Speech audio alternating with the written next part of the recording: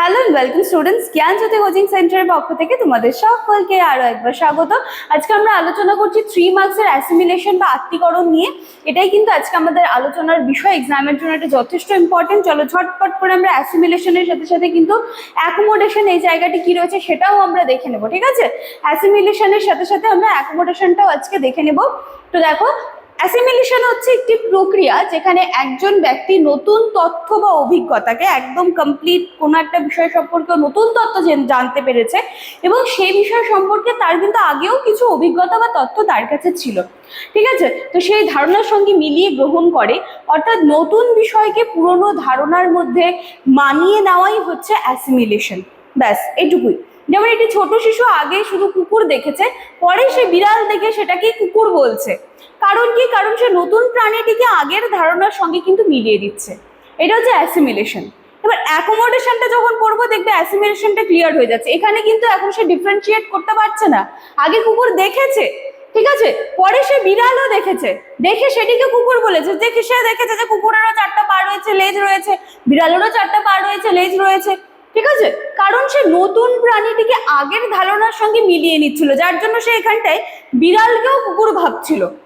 কিন্তু এবার যখন অভিযোজন হবে তখন কিন্তু সে বুঝতে পারবে যে দেখো, যেখানে নতুন তথ্য বা অভিজ্ঞতার কারণে পুরনো ধারণার পরিবর্তন হয়, অর্থাৎ ব্যক্তি নতুন জ্ঞানের সঙ্গে মানিয়ে নিয়ে নিজের চিন্তাধারায় পরিবর্তন আনে। এখানটায় কি হলো, আগে কুকুর দেখেছিল, তারপরে বিড়াল দেখলো, দুটাকে একই ভাবছে। এখানে কি হবে, প্রথমে শিশুটি বুঝতে পারে যে বিড়াল আর কুকুর আলাদা প্রাণী।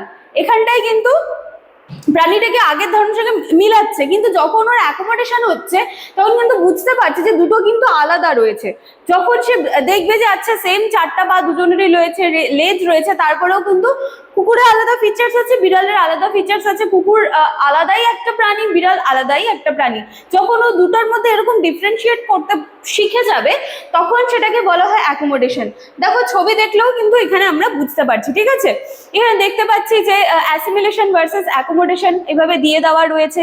এখানে 2 বছরের একটা বাচ্চা কিন্তু এই কুকুরটা দেখেছে, দেখে বলছে has learn the schema for dog from her picture book. যে একটা কুকুর দেখে আমরা কি করে চিনবো যে এটা একটা কুকুর, ঠিক আছে? সেই বই দেখে কিন্তু চিনতে পেরেছে।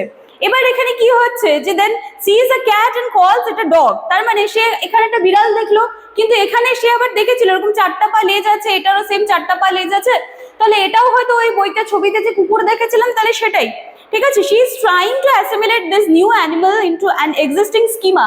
তার মানে কি, তার এখানে তো একটা স্কিমা হয়েছিল, সে তো এটা সম্পর্কে জানতে পেরেছিল, তাহলে এটার সাথে কিন্তু এবারও এটাকে মেলাতে যাচ্ছে, ঠিক আছে? বলছে her mother tells her no it's a cat. এবার তার মা তাকে বলছে তুমি ছবিতে যেটা দেখেছিলে সেটা কুকুর, কিন্তু এখন তুমি যেটা দেখছো সেটা কিন্তু বেড়াল। এবার কিন্তু তাকে বোঝানো হচ্ছে যে দেখতে দুটো একই হলেও দুটার মধ্যে কিন্তু পার্থক্য রয়েছে, ঠিক আছে?